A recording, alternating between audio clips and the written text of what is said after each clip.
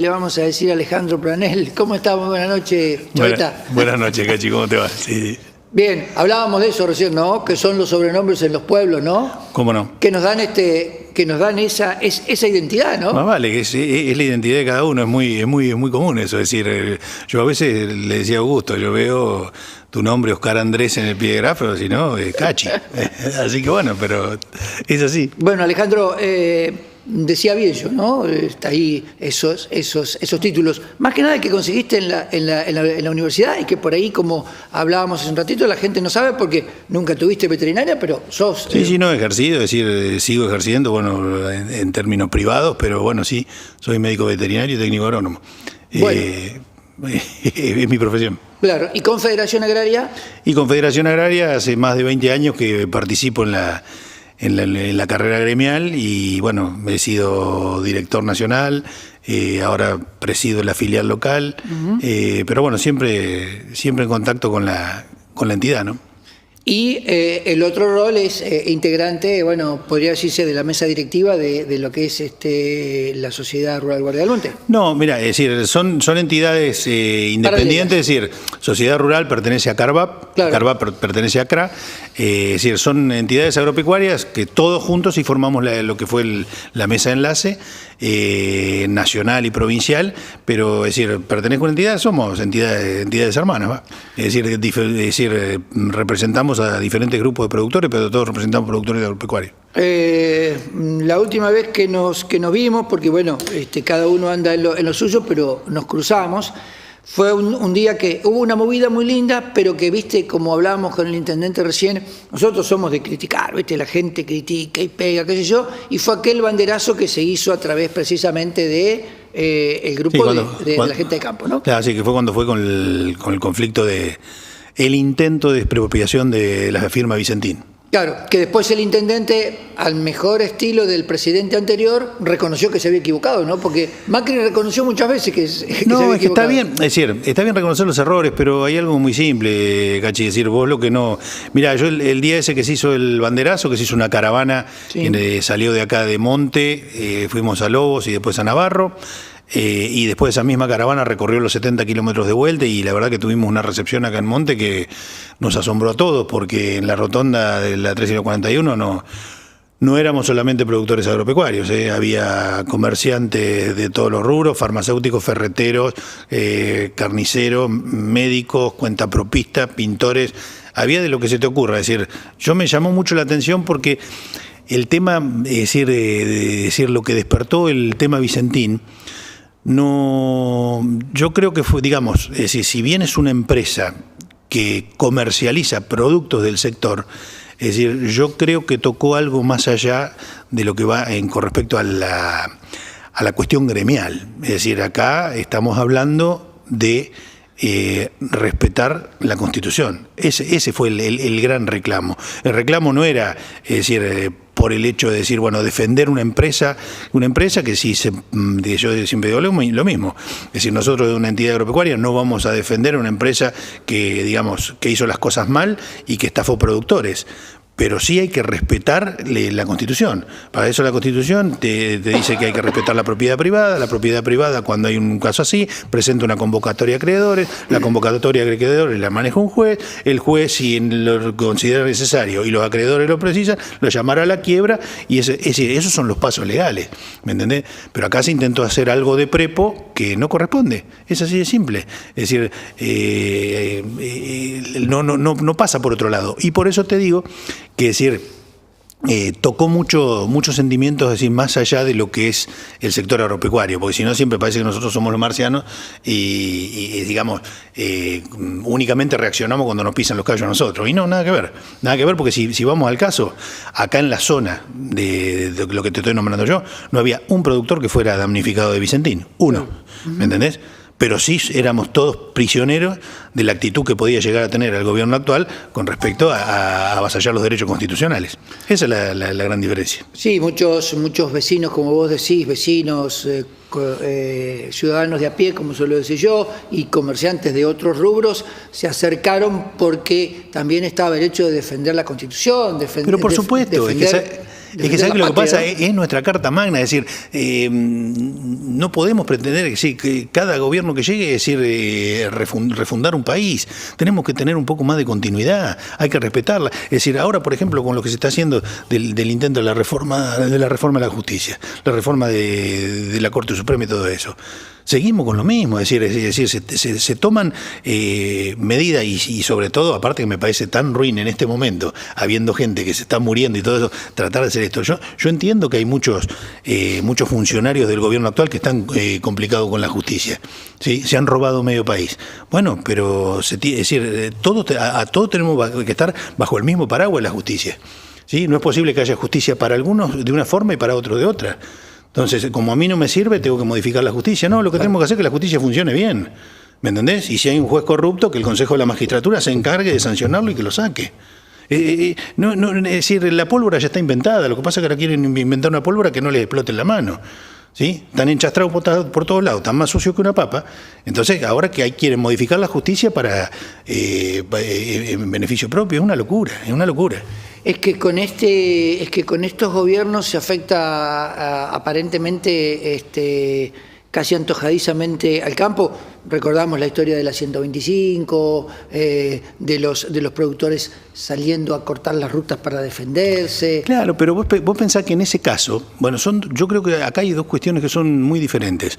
Porque en el caso de la 125, es decir, el conflicto, es decir, si nos remontamos un poco de historia, es decir, el conflicto con el campo no empezó en el 2008 con la 125, empezó en el 2006, ¿sí? Cuando se cerró la exportación de carne vacuna.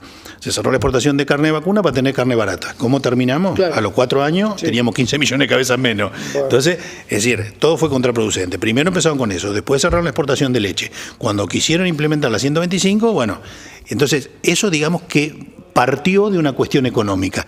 Pero acá va más allá de una cuestión económica. Va más de allá, va a decir, el fundamento de esto es tener una esencia como nación. Es decir, no nos podemos digregar, si no vamos a terminar siendo Venezuela, y indefectiblemente nos quieren llevar hacia ahí. ¿Sí? Donde no rija el Estado, donde rija una mano dura de un dictador y al que es amigo todo y al enemigo ni justicia. Alguien dijo eso una vez, no sé quién era.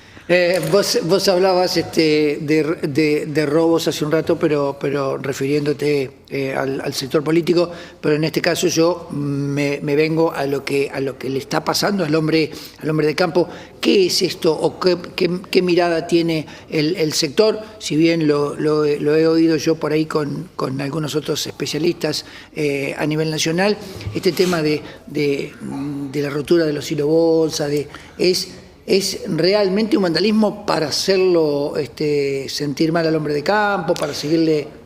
Mira, yo creo que esto radica fundamentalmente, yo no creo que haya nadie, digamos, ningún funcionario del gobierno que dé la orden y bueno, vayan y rompan.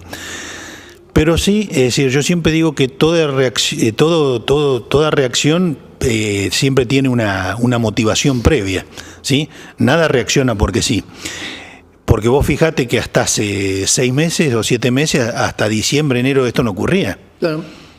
Y 4 años anteriores no ocurría. Entonces, ¿qué es lo que pasa? Acá ha habido desde determinados sectores del oficialismo inducción, si se quiere, a este tipo de vandalismo. Y lo peor del caso no es el vandalismo, porque vos decís, bueno, ¿tiene algún beneficio económico el que hace ese acto vandálico? Ninguno, es simplemente hacer daño.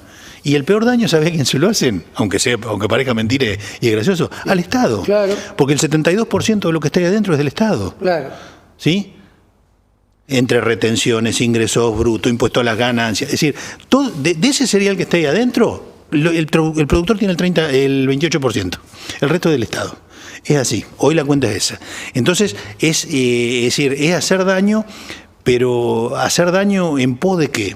En pos de un mensaje ideológico, no tiene otra lectura. Porque si vos me dijeras, bueno, vienen, rompen los bolsones, se lo llevan y venden el cereal, bueno, sería un acto de hurto, de robo, como quieras llamarlo. En este caso no, son actos vandálicos únicamente por el hecho de hacer daño.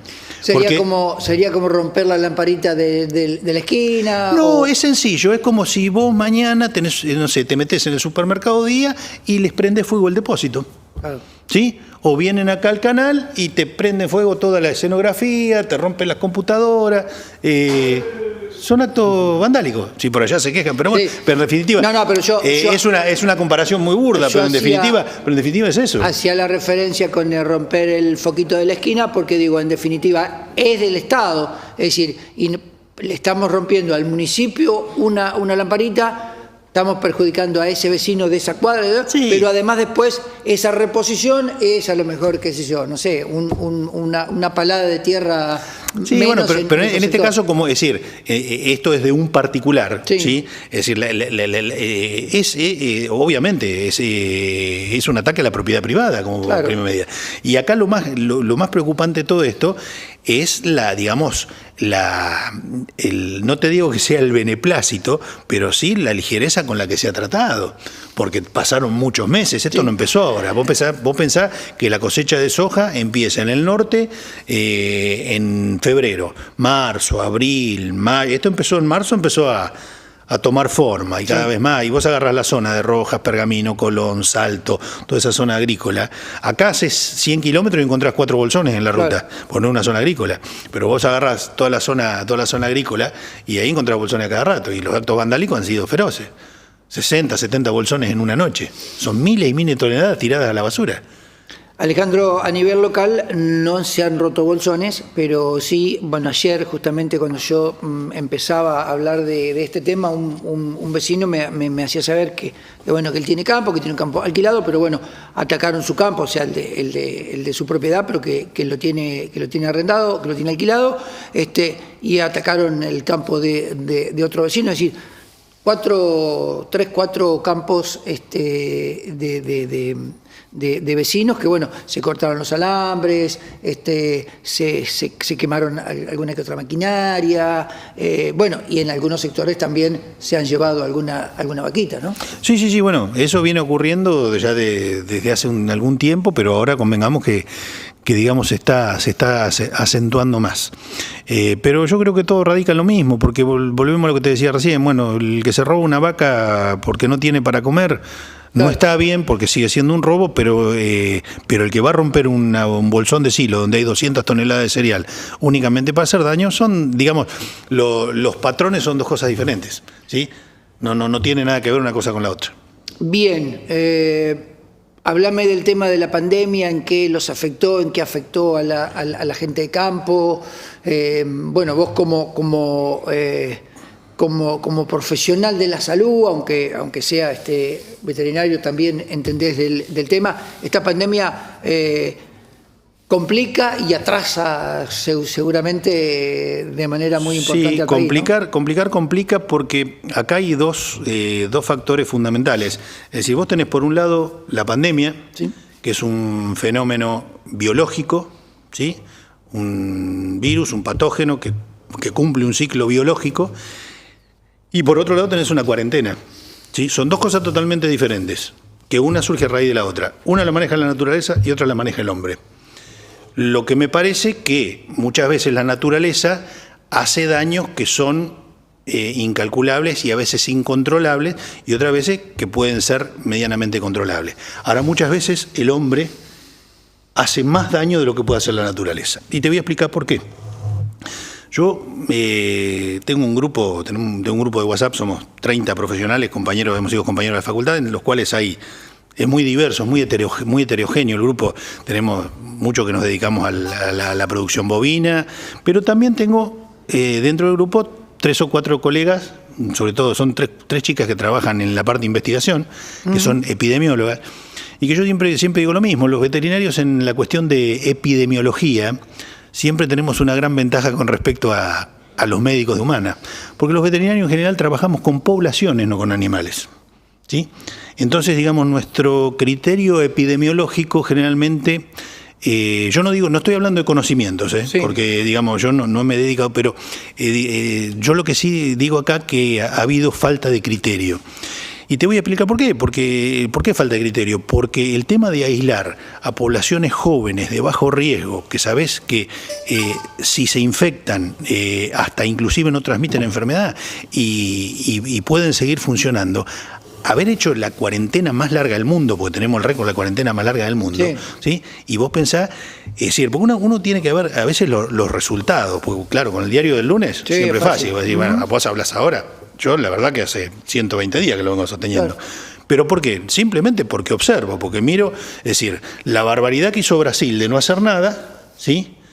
Y el buen manejo epidemiológico que tuvo Uruguay, uno al lado del otro, es decir, no estábamos hablando ni de Canadá, ni de Nueva Zelanda, ni de Estados Unidos, no. Vamos a hablar lo que es América del Sur, países limítrofes. Brasil por un lado, que no hizo nada y tuvo un resultado malísimo. Uruguay, que tuvo una cuarentena muy razonable, muy planificada, es decir, muy dándole, es decir, pasándole la responsabilidad al ciudadano, ¿sí? Sin ejercer el poder de policía que pretenden ejercer acá.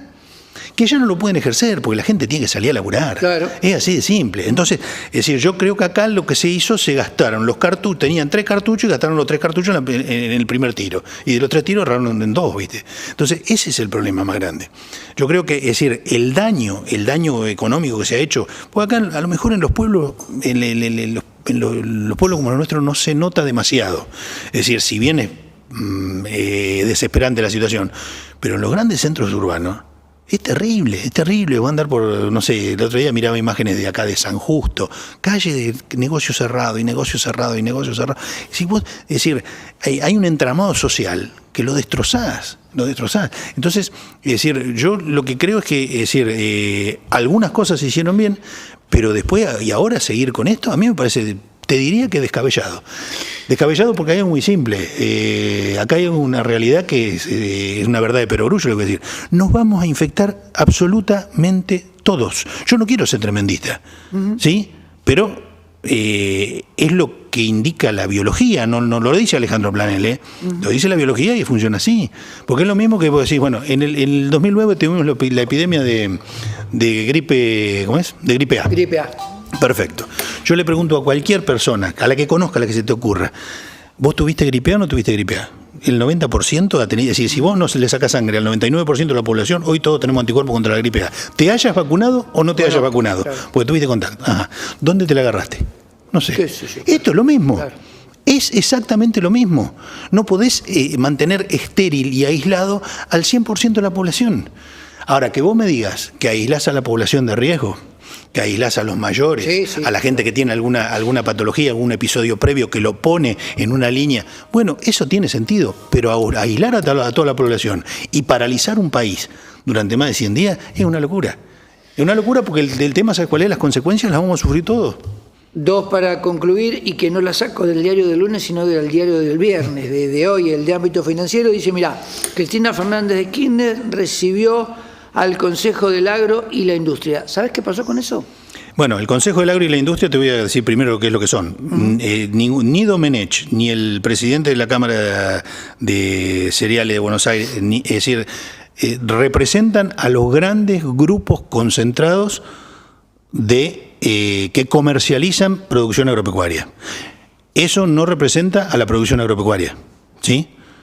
Son los grandes lobbies, ¿sí? Es decir, sobre todo, bueno, de mucho no puedo hablar, pero Domenech, ¿ustedes se acuerdan cuando en primera fila, ¿sí? Solían estar en Casa Rosada, se hacían en el año, vamos a ver, yo me acuerdo si fue 2010, 2011, se hacían esas grandes reuniones, se sentaban adelante. Domenech este hombre, sí. ¿Y quién sentaba al lado? Ivo Rasic, ¿sí? Iban a Casa Rosada, la presidenta con el dedito y ellos, bueno, son lobistas, es decir, ninguno de esos 3 señores es productor agropecuario. Lo que pasa es que quieren presentar una foto de algo que no es, ¿sí?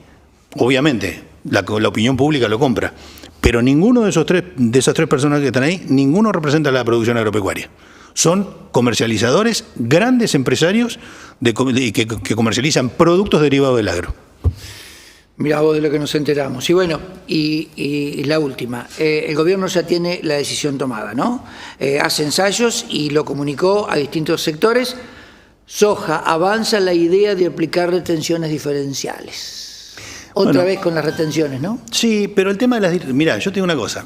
Las retenciones segmentadas, no diferenciadas. Las retenciones segmentadas fue una propuesta que hizo Federación Agraria antes de que se generara el conflicto del 2008. Y te voy a explicar por qué. Porque obviamente un productor chico, como el caso nuestro, los productores de Federación Agraria, no tenemos la misma espalda que el tipo que siembra 20, 30, 40 mil hectáreas de soja. Estos son dos mundos totalmente diferentes. Entonces, como dicen en el campo, de acuerdo al traste deben ser los azotes. Claro, sí. Esa la dice Marquito de Palma siempre. Bueno, por eso, pero obviamente, acá parece que todos los trastes fueran iguales porque la lonja es igual para todos. Claro. ¿Me entendés? Entonces, bueno, ahora, el tema de la segmentación es, digamos, es un tema muy escabroso y hasta es difícil explicarlo. Te voy a decir por qué. Porque a veces dicen, pero vos sos de Federación Agraria y estás en contra de la segmentación. No, no estoy en contra de la segmentación. Pero cuando se quiso hacer una segmentación, las compensaciones de la segmentación que hicieron durante el gobierno kirchnerista, ningún productor las recibió. ¿Me entendés? Es decir, son grandes enunciados para ponerlos, digamos, en primera plana, pero después no te la... Es decir, te la cobran, en teoría funcionaba así esto, te la cobraban. Después para que te la devolvieran, hasta el certificado antivariólica tenías que llevar. Sí, partida de nacimiento, es decir, el certificado de egresado de la primaria, es decir, te ponían todas las trabas posibles, no digo impositivas, porque está bien, es decir, todos tenemos que pagar impuestos, pero paguemos de acuerdo a la capacidad contributiva que tiene cada uno. Esto yo te vuelvo a repetir. El titular es fantástico, pero de acuerdo a quién lo implemente, ¿sí? Porque es lo mismo, que yo le puedo dar una navaja a un peluquero, es un trabajo excelente. Te la doy a vos y me cortó una oreja. Seguramente. Alejandro, te agradezco mucho y me voy, o sea, te despido con una reflexión de un amigo que tenemos en común. Claudio Fernández dice, un genio Alejandro y tendría que hacer una columna. Mirá, yo que estoy buscando columnista, pensalo. Gracias por este ratito. Desde ya te agradezco el concepto y me parece que me queda grande el saco, pero bueno, humildemente vuelvo a agradecer la invitación y bueno, sabes que cuando me precisan acá estoy. Bien, nosotros nos vamos a la segunda.